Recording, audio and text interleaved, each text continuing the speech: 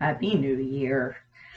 So I'm not gonna sit this far back for the whole video, but so this hat is coming off now because that is not going to be very comfortable. So uh Happy New Year, everybody.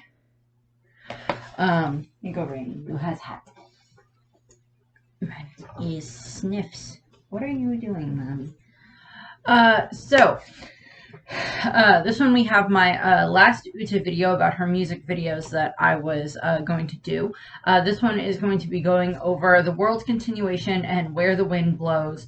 Going through these when I was working on getting everything ready for them, I had kind of decided that these songs would work very well to go up on New Year's Eve. Whenever the heck you end up watching them, fine, but I thought it was appropriate for New Year's Eve. I have some of the animals have like New Year's Eve crowns and hats. And Rainy. I won't be doing very much tonight. I don't even know if I'll be watching the ball drop. I have no idea. It depends on what we end up watching. Do not eat that. All depends. Don't know.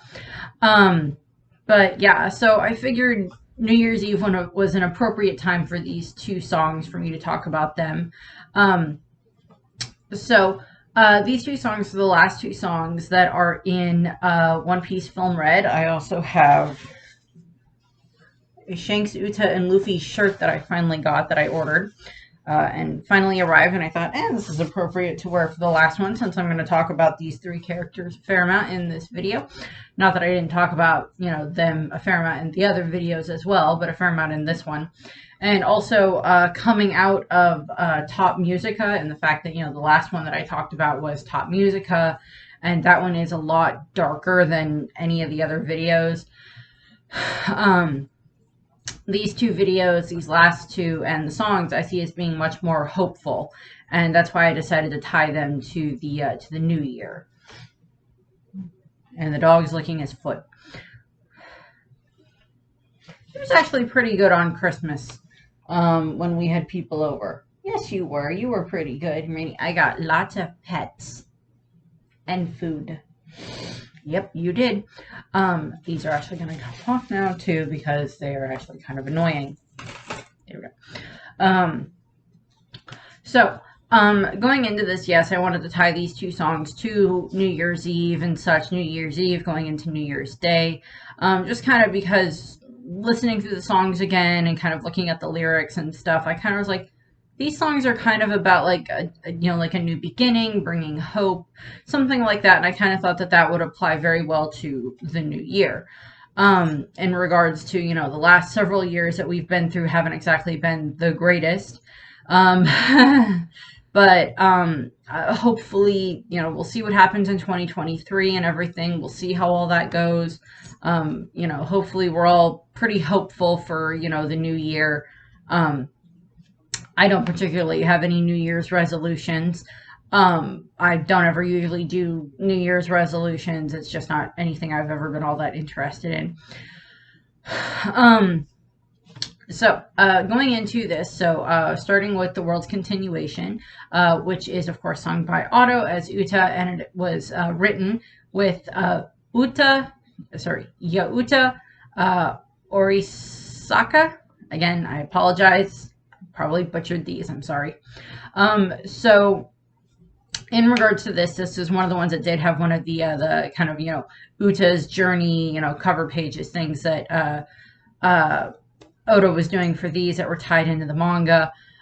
This one is Uta is just sitting there. She has this nightmare, and she wakes up, and in the nightmare, people were running away from flames and everything. And she wakes up and goes over to the window, and the sun is rising and everything. And she reminisces about her childhood with Shanks and the red-haired pirate and in Fuchsia Village with Luffy and everything. And she digs around in her, in this trash can that she has, and she pulls out this crumpled piece of paper that has the lyrics for where the world's continuation written on it. And she places it on her desk, and she starts writing more lyrics. In the context of the movie, this is the song that Uta sings when she's kind of on her last legs. Top Music has been defeated, and Uta says, I need to let everybody out of the dream world. So she has to willingly like sing them and release them from the dream world. And she's using like her last bit of strength in order to do this in the context of the movie. Um, and this is again, I keep going back to the line that was in one of the original trailers when we just had like sketch art of stuff that was Uta with, the Uta's voice. Her voice will bring forth eternal happiness or eternal imprisonment. And, with Top Musica, it seemed to be leaning toward the eternal imprisonment. And then with this one, it's much more leaning to the eternal happiness portion, where it's her, realizing the mistake she made, and she's using the last of her strength to release everybody that she had in the Uta world, in her song world, and allowing them to return to their bodies. And it's a much more simple version that they use in the film, as in like the images that you see are, everybody's like falling asleep in the dream world and everything, and like turning back into their normal selves and everything like that, from all the people that got turned into random objects and stuff like that. And, we see everybody falling back asleep, and then like we see all of the, what are definitely representations of all of these souls that Uta trapped in the Uta world. You didn't see the movie. Don't argue with me. And, they're all floating around her, and she, is sending them back and such. And like Shanks is there, and he's watching and listening, as are the rest of the, the red-haired pirates are listening as well. So we have that. And like, at the end of the song, it seems to be that Uta is like collapsing and everything. And that's when you go into like Shanks like glaring the heck out of all of the admirals and the, vice admirals and stuff like that are there. So yeah. Hi, can I help you?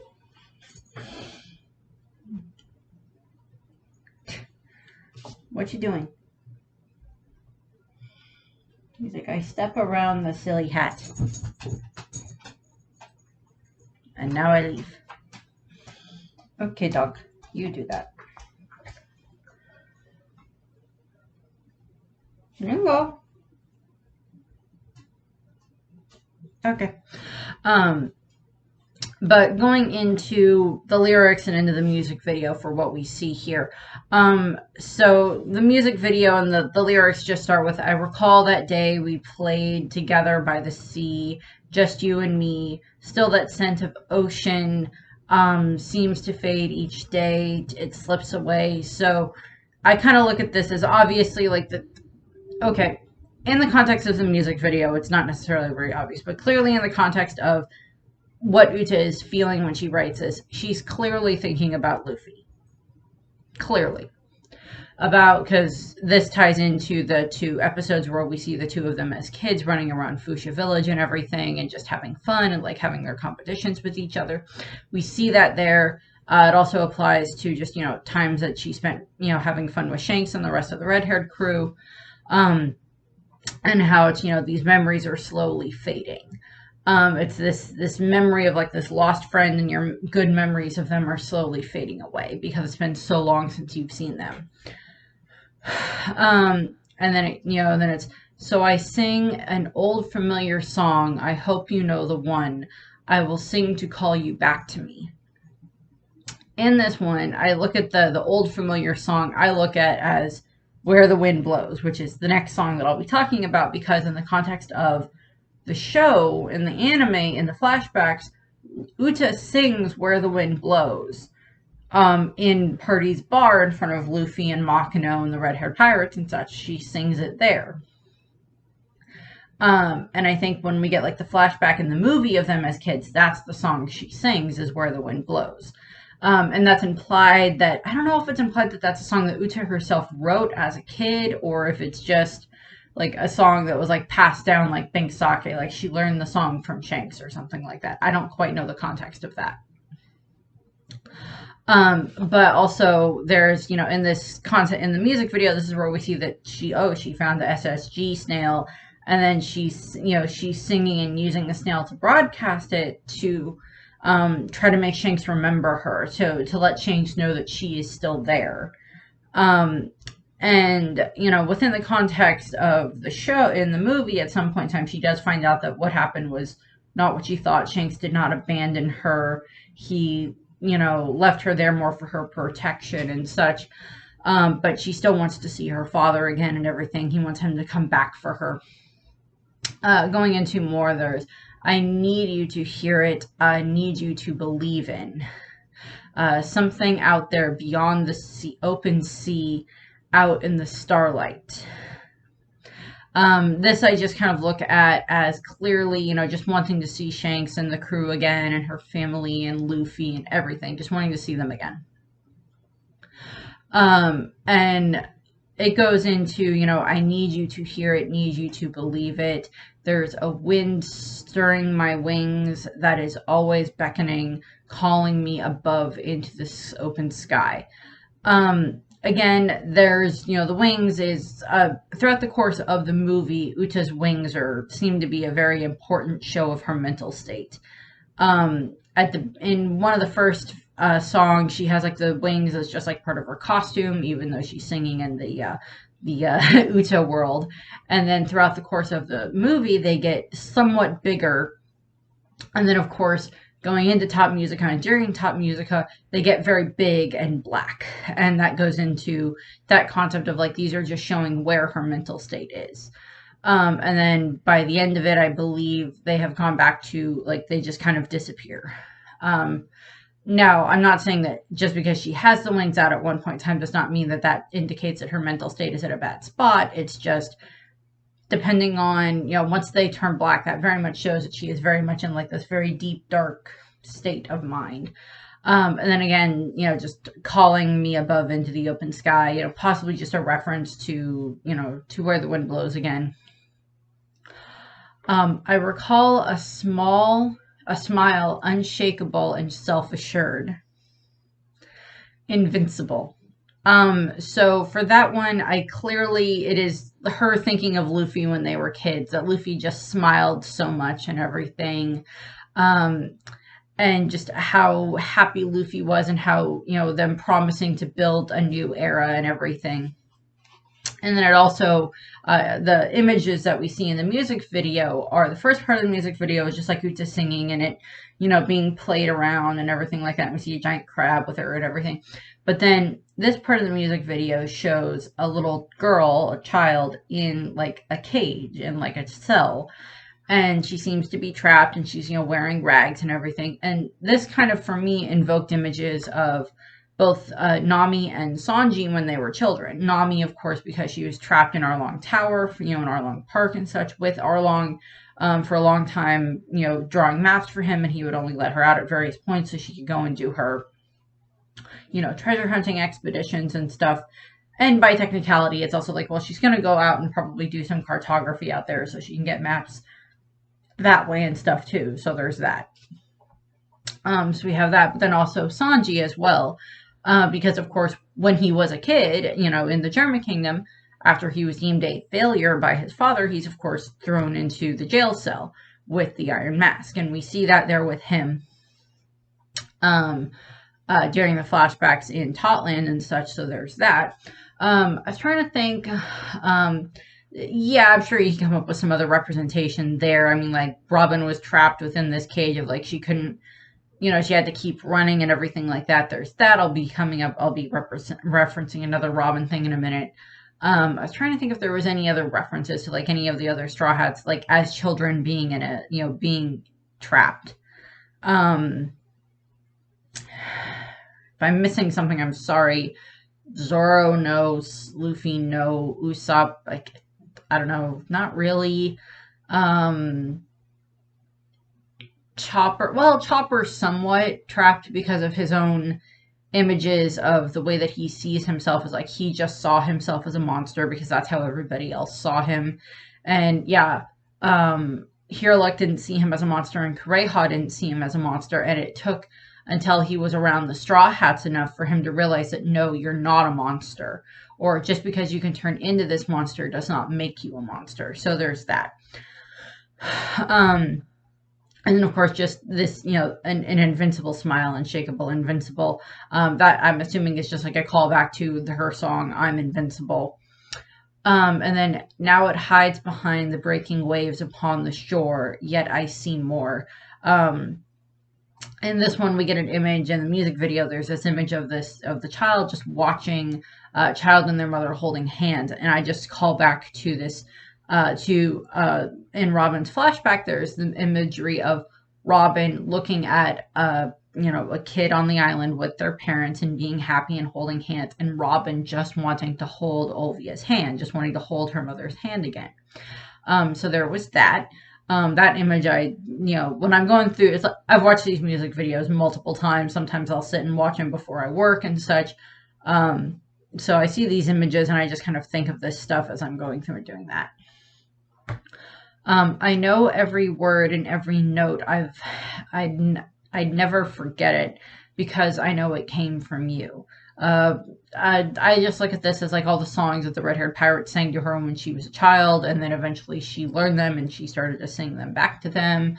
Knowing that the reason she started singing was for her father and crew, and then it expanded, for Luffy and the people in Fuchsia Village and everything, and then later, now she wanted to be able to sing for the world. I mean, as a child, she wanted to sing for the world as well, but it started with these small steps of, singing for her father and the crew, and then because she was so good at it and everything, and then eventually it turned into, I want to sing for everyone as much as possible because it makes them happy, and she loves singing as well. So there was that. She wants to be like the diva with like the big stage and everything, and she's the headliner of the music festival and stuff. Tried my best to hear it,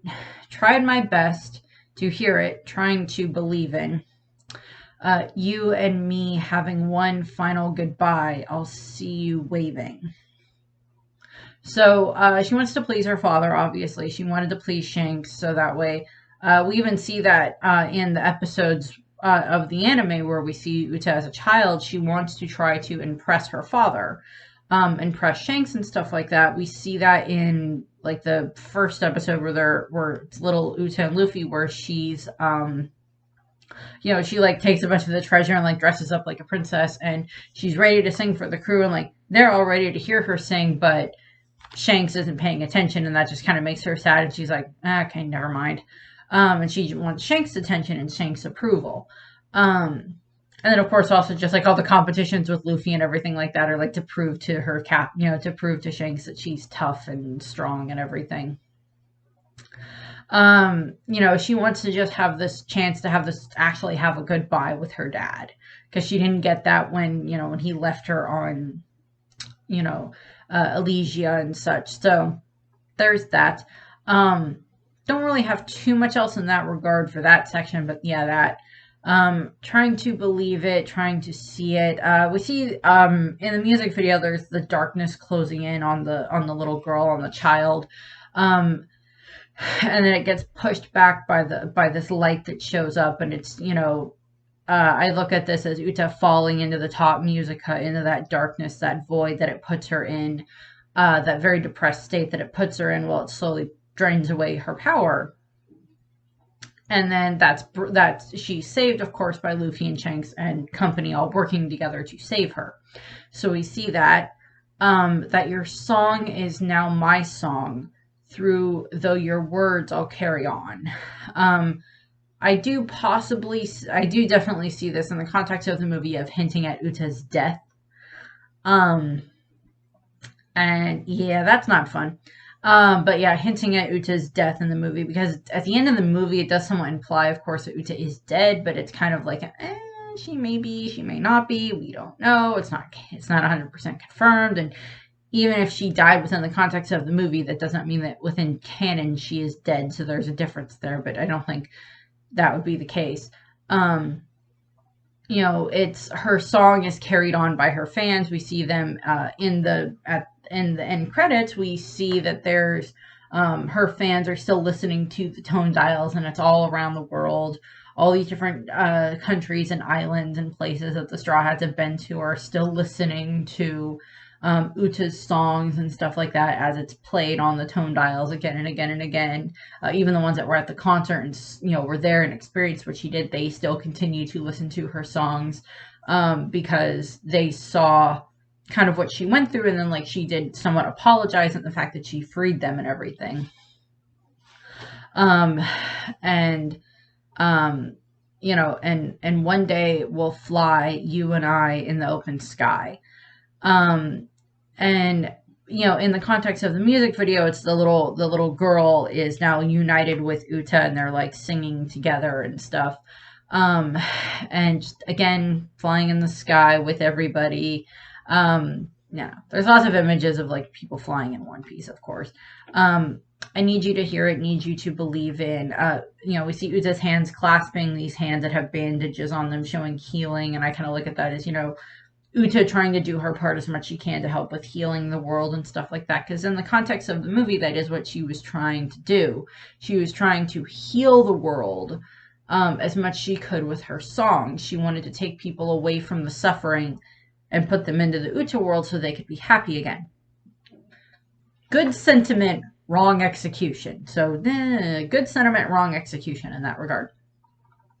But you see that in the movie, and you see Uta just wanting to help this little girl and everything, because in the context of the movie, we do see these two little, you know, the two little kids that are somewhat prominent in the movie.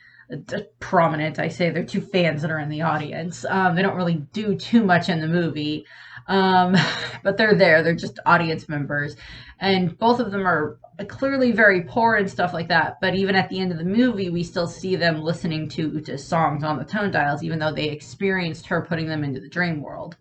So there's that. Let's see. There's also just, like, you know, something out there beyond the open sea, out in the starlight. It's, you know, the child being saved from their loneliness, which within the context of the music video is Uta, you know, gave the child hope, and now the child's with Uta so they can sing together. And in the context of One Piece, it's Luffy has brought hope to his crewmates one by one, and to these other kingdoms and these other islands and stuff like that, and even other pirate crews in certain cases, brought hope to them one by one to show them that, yes, things can get better and stuff. So there's that context there. You know, one day we'll meet again and continue this dreamland. With, you know, when Luffy and Uta were children, they made this, like, this pact, this deal that they were going to try to do what they could to make the world better, make this new era. And within the context, it's, of course, you know, they had, like, the symbol that was, like, Shanks, you know, weird version of Shanks' straw hat that Luffy drew and such. That looks like you took the straw hat and tried to compress it into, like, a figure 8, I guess. So there's that. But, Luffy, you're a horrible artist. This has been canon in the series since the beginning. Luffy cannot draw. But you see a lot of that in regards to, you know, Luffy and helping with a lot of that, but, like, them, two of them wanting to build this new era and stuff. In that regard, you know, wants to hopefully make everybody happy, and, you know, Uta wanted to help make people happy too and such, as much as she could. And then in the gleaming dawn, we'll wake up once again. Dawn, One Piece, dawn, romance, dawn, dawn of the new world, dawn of the new era. Take your pick, goes in there, whatever. Also, in the context of the, you know, new stuff in the manga in regards to current stuff with the chapters, with Luffy's new attacks and Gear 5th, they all have, like, a lot of them have, like, this dawn as in, like, the sound of dawn as in, like, the onomatopoeia, or dawn as in, like, you know, a dawn, like the sun rising, in some, you know, as part of their name, as something in the name. So there's that. I don't know, again, context, it's not, what happened in the movie is not canon in regards to, like, Luffy and Uta meeting again as adults, but still, it's, you know, I don't know, Luffy is naming his attacks after the dawn, but he's the sun god Nika now, so take your pick there. And then there's also these last couple of images of throughout the end, the last verse of the song that shows Uta, the little girl, in these many different places and stuff like that with the SSG snail as they sing, which I would put that as very similar to what we see in the credits of the movie, where we see, all the different, it's credits that are also like a reference back to the beginning of the movie, where we have Uta singing New Genesis at the beginning of the movie, and we get these, cuts to all these different places around the world and stuff like that, where they're listening to Uta's concert. And of course, at the end of the movie, it's, all these people that are listening to Uta's songs on the tone dials, because even though what she did, they still loved her songs and they still wanted to keep listening to them. And we see like the fire tag pirates with the rolling pirates with Lola and, Chiffon and everything. We see, like the shipwrights at, at Water 7. We see even Law, like, listen, Law just looking, like, being very, like, remorse or, very sad, or, well, not sad, but trying to be like I don't like this pop music. With like Beppo and Sachi and Penguin and the rest of the crew just like having fun in the background and stuff like that. So there's that. But it's also it's continuation. And then it's that one day we'll meet again and continue this dreamland. In the gleaming dawn we'll wake up once again. And I just kind of put this as like ending the nightmare that the celestial dragons have brought the world into. I mean, like, not everybody in the world is having like the same type of a nightmare, but the nightmare for the slaves, as I bring up a lot in the other videos, the nightmare for the people in countries that aren't protected by the world government, the nightmares for just other people in general, that have had to deal with the world government being horrible to them, deal with the Tenryubito being horrible to them in all these different contexts, and that, the waking up from that nightmare is kind of where I wanted to put that into more of, hopefully, not a perfect world, but a better world, because you can't turn the One Piece into a perfect world. You still got other pirates there that you got to deal with. You're still going to have pirates out there that are like Kid, and that are like a bunch of the other bad pirates. But if you can make things better, then that'll be like a big step forward. And then we have Where the Wind Blows, which this one shouldn't quite have as long of a section. The world's continuation took a little bit longer than I anticipated, but this one shouldn't be quite as long. So Where the Wind Blows, of course, is sung by Otto, of course, was written with Motohiro Hata. Again, I'm probably butchering names. I apologize. I just realized I did not turn on my light in the background for the flashing lights. Oh, well, too late now. This is the song that is used in the episode, one of the episodes where we have Luffy and Uta as kids, and such, because she sings this song in Party's bar. Now, within the context of like the cover page thing that we get with Uta, the little diary, it's Shanks and the crew, Shanks and the red-haired pirates are like holding a child care meeting to discuss what to try to do to make Uta stop crying. This is obviously when she's still like a very new thing that they're dealing with, very shortly after they probably got her.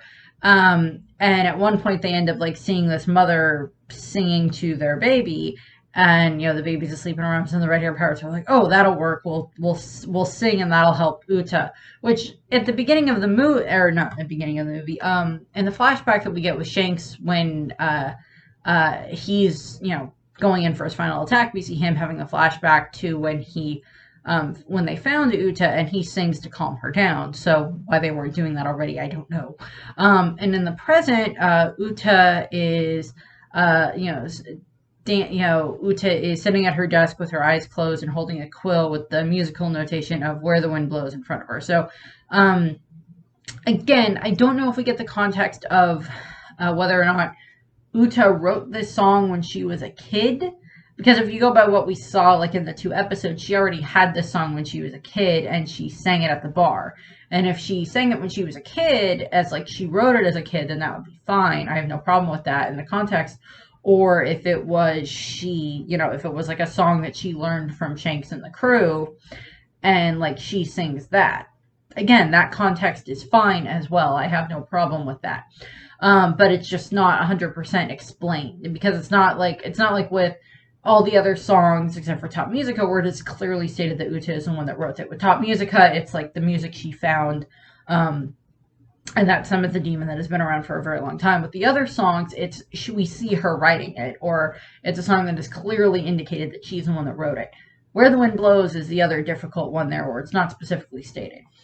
Now, in the context of the music video, Uta only appears in the music video, as far as I can tell with going through it. She only appears at the very beginning of it. And it's only like you don't even see her face. It's just like her neck down. And you see like her hair. So you see the red and white hair. But she's not a prominent part of this music video, or at least not overtly a part of it. Whereas with all the other music videos, she is very prominent in the music video. Also, I didn't mention this, but the style that they did for the music video for the world's continuation, with like this much more chibi-fied version of stuff, was actually quite cute. I very much like that. And then, if I remember correctly, I think the one that did the art direction and the direction for Where the Wind Blows was actually Megumi Ishitani, who is, I believe, the one that's been doing the very good One Piece episodes a lot lately and stuff like that. Or it's like these ones that people keep raving about for how good they were. So I think that was correct on that one. I tried finding a list that talked about who directed each of the music videos and stuff like that, but I couldn't really find one that was like this is a definitive list of who did this music video. I just couldn't find that, and I apologize. If you can find it, put it in the description, and I'll see if I can find it.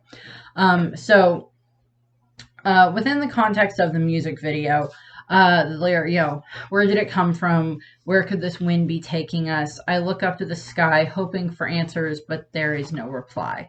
In the context of the music video, there are these two little girls that were introduced to. One has red hair and one has white hair, and the one with the red hair seems to be slightly older, and such. And we see them, and they seem to live at this hospital/orphanage type place, because we see a lot of kids, and there's only like one adult guy that we see that lives there, that I think, well, he kind of, the way that he's dressed kind of implies that he's like like a priest that's like in charge of this orphanage or something like that. I don't know. There's no explanation for it. But we also see what looks like lots of hospital beds that the kids are in and such. So we see these two girls, but also just like the context of it, I look at it as, new things changing, the unknown. I'm not going to start singing Into the Unknown from Frozen 2. I will not do that. That is, well, somewhat applicable here, I guess, a little bit, but I'm not going to do that. Although I do very much like that song. But Disney Girl, what can I say? But we see, these two girls, and we just kind of see them. A good portion of the music video is just them running around and having fun. The one that has the red hair, as I said, seems to be the older one. There, we see them playing the piano a lot. We see them trying to teach the younger one with the white hair how to play the piano. We see them, running around outside and having fun. We see them, playing in like the woods, and like jumping into the lake or whatever, jumping off of a cliff and into the ocean, and just having fun with the two of them. We see them playing with fireworks at one point in time. And such, but we also keep getting these intercuts where it cuts back and forth between happy images and sad images as well.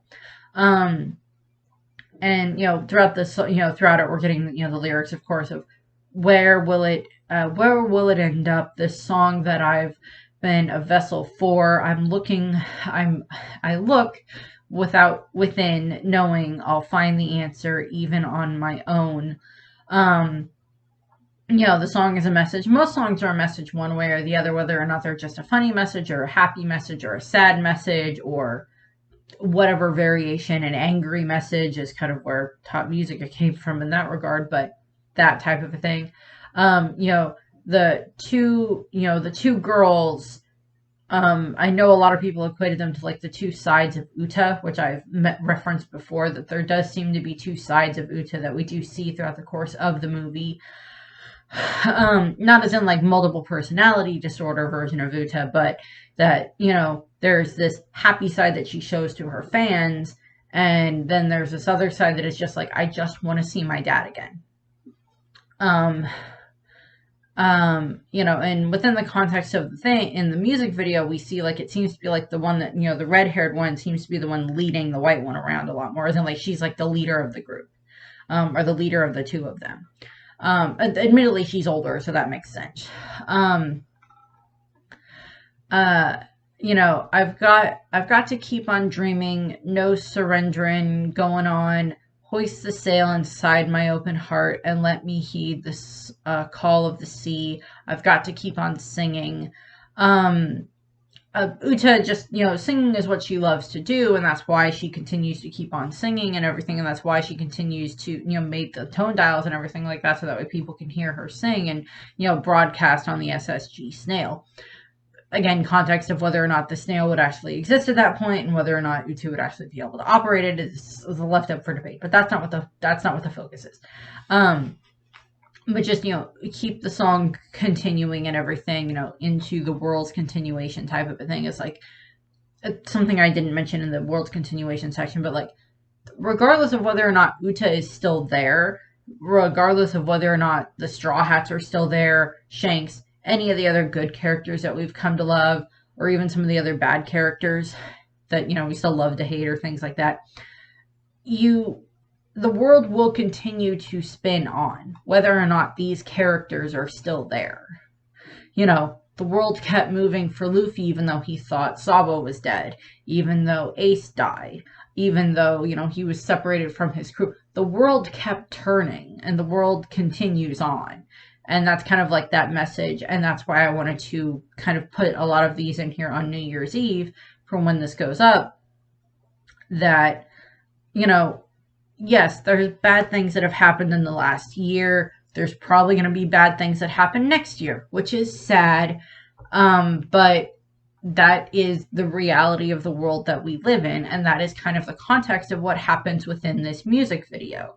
You know, it's, you know, things will always continue to change. Whether or not it's for the best or for the worst is left up for debate. That is for you to decide as your own person, and it is also up to you to decide whether or not you want to help things change in what you consider for the better or for the worse. And just because what you would consider for the best is not what I would consider for the best, or vice versa, or what someone else would consider for the best. And that is sometimes things that we have to take into context. But there's also, you know, other things that go on with that. But I'm going a little bit too much into that messaging. But as I said, it's, you know, the girls seem to live at a hospital and stuff like that. And or hospital / orphanage / treatment center. I'm not sure. It's not 100% explained. But just from the context of what we see. But we see the girls, and, you know, there's also, oh, the winds will change, I promise you. My voice will see us through to the end.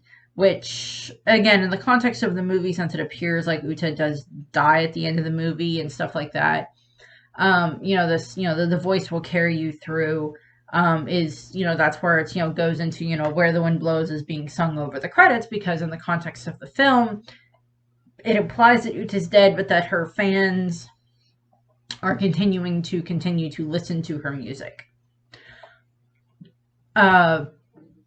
All of us searching, trying to find happiness, our hands reach out, and all we find is pain.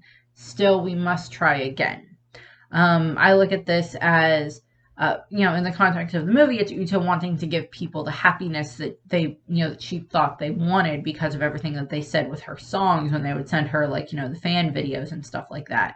That they, you know, that her songs bring them happiness and bring them relief, even with, like, some of their darkest hours. Wherein, of course, the flip of that is, like, because Uta is bringing all of these songs to people and everything, she, to a degree, somewhat slips into a depression from the pressure that it puts her on, that puts on her in that context. which is kind of where like the top music stuff comes from, and like the Fleeting Lullaby that I talked about when I talked about Fleeting Lullaby and such. But what ends up happening, within the context of that is also, we see the two girls and everything, and it keeps flipping back and forth between like happy and sad stuff that we see. And within that, Uta learns that, it's like you can't run away from your problems in that regard, is kind of what Uta learns in that part of the movie, or in that regard. And then, what if that sorrow becomes the strength that we're looking for?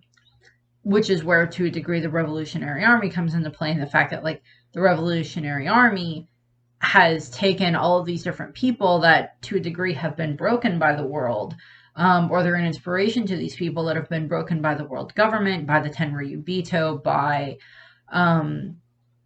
horrible rulers of their kingdoms and stuff like that, like what we see in Lelucia.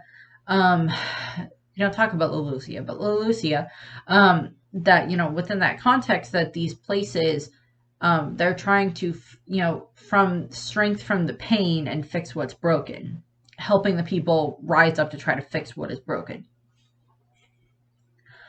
As I said, cutting between happy and sad images, let me keep on living this waking dream. There's no waking me. Let's dream on. This one is clearly like Uta living within her dream world of the Uta world and stuff like that, not wanting to leave, but she also does not want to be left alone, which is another reason why she doesn't want anybody else to leave the Uta world, because then she's left alone in that regard. I'll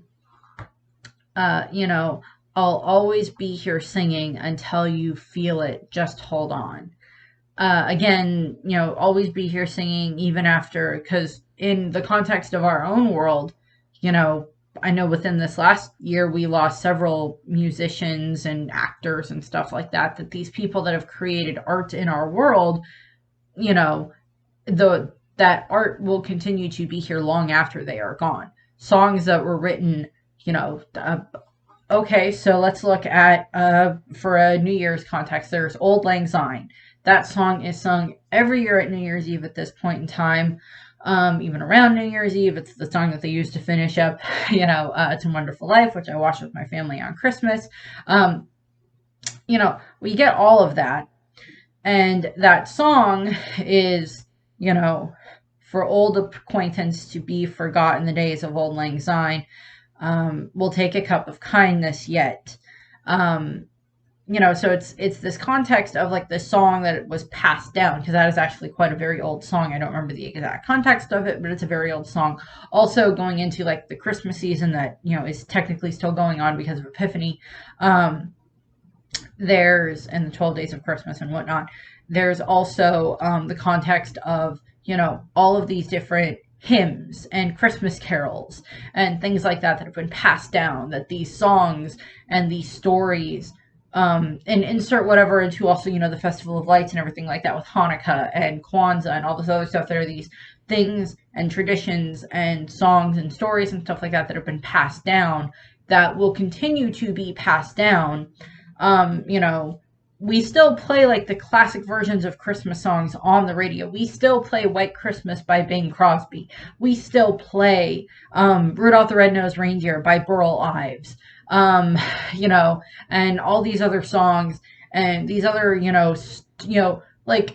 much everybody in the context of, as I said, It's a Wonderful Life. Pretty much all of those actors, unless any of the ones that played the very young children, are dead at this point in time, but that story has continued on, and it still is played thousands and millions of times on DVDs and on Blu-rays and streaming and on television this time of year. Same thing with so many other movies. And, even like the stop motion animation or the hand-drawn animation, Charlie Brown, take your pick. All of those have been passed down, and that is that same context of Uta's songs being passed down. And the same thing applies to other, other paintings and other songs and stuff like that, and other musical artists and stuff like that that have passed away, and authors and other storytellers and stuff like that, that they're they are gone, but their stories and their art, their legacy continues on. And that's kind of where I kind of see that that's what Uta is talking about in the context of that. I went metaphysical on you, I'm sorry. But that's what that's talking about, or that's kind of what I feel that that's talking about. Oh, my voice will be the wind that fills your sails so you can still carry on. I look at this again as, within the context of, it's, keeping her, her fans going on, but also wanting Shanks and Luffy to fulfill their dreams, to continue their dreams, to have Luffy build that new era that him and Uta wanted to make when they were children. We're almost done. I got one stanza left. I got one verse left. And within the context of the music video, we see that the little girl with the green hair, where did green hair come from? That's out of this. We made green cookies for Christmas, so we had Grinch cookies. So, no, the little girl with the white hair is now left on her own. She's by herself. She's in black, and we see that it is implied that the one that had the red hair has passed away, that she's succumbed to whatever sickness it was that she had, or whatever the case. Again, it's never fully explained within the context of the music video, and I couldn't find something that explained it outside of the music video that was like the director explained something or whatever. But that's not the point. It's the one with the red hair has passed away, and she had taught the younger one, like we see the one with the white hair, like do her hair the way that the older one taught her how to do. And we see her go up on stage, or go up at the funeral, is clearly a funeral, go up and play the song that the one with the red hair taught her. Throughout the course of the music video, we see her trying to, the red-haired one trying to teach the white-haired one how to play the piano and how to play that song. So it's, the last line is, "My voice will see us through to the end." And in the context of the music video, it's the one with the white hair is going to continue to live.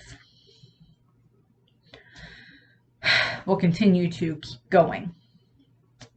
And then, of course, in the context of One Piece, in the context of the movie, it's Uta may be gone, but Luffy and Shanks will keep going in Uta's memory, in her honor. Her fans will still continue to listen to her music, and all of that. And that her music will continue to play and will still bring people joy and comfort. And that type of a thing. Again, I have no idea in what context if we're ever going to see Uta again in the manga or in the anime. I want us to. I really liked Uta. I really hope that they end up doing that. But I don't know if they end up, how Oda will spin that to bring her back in. The context of the movie is that she appeared to die, but that's not 100% stated, so we don't know. But again, the movie itself is not canon. Certain events in the movie are, certain things in the movie are, but that itself is not canon. But that's what I have. I rambled on longer on certain things than I anticipated. I'm sorry. For those of you that did end up watching all the way through this, I thank you. Again, Happy New Year. Happy holidays. I hope everybody has a happy and safe New Year. I know in certain areas of the country it's probably very, very snowy and icy right now. Please be careful. Please have fun with your families. And if you have New Year's resolutions, if they're for self-improvement, I wish you good luck on those. And I hope everybody has a happy and safe New Year. And please be careful. Do not drink and drive. Bye.